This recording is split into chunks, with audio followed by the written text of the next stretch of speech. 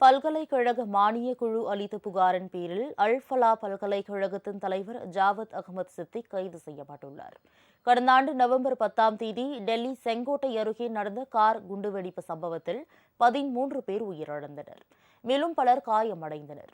வெடிகுண்டை வெடிக்க செய்து உயிரிழந்த காஷ்மீரை சேர்ந்த மருத்துவர் உமர் நபி அல்-ஃபலா பல்கலைக்கழகத்தின் மருத்துவ பேராசிரியர் என்பதால் இந்த விவகாரத்தில் பல்கலைக்கழகத்திற்கு உள்ள தொடர்பு குறித்து என்ஐஏ விசாரித்து வருகிறது.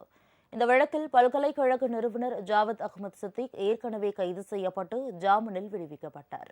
இந்த நிலையில் அல்-ஃபலா பல்கலைக்கழகத்தில் போலி ஆவணங்கள் சமர்ப்பித்து முறைகேடு செய்ததாக பல்கலைக்கழக மானிய குழு அளித்த புகாரின் பேரில் மீண்டும் ஜாவத் அகமது சித்திக் கைது செய்யப்பட்டுள்ளார்.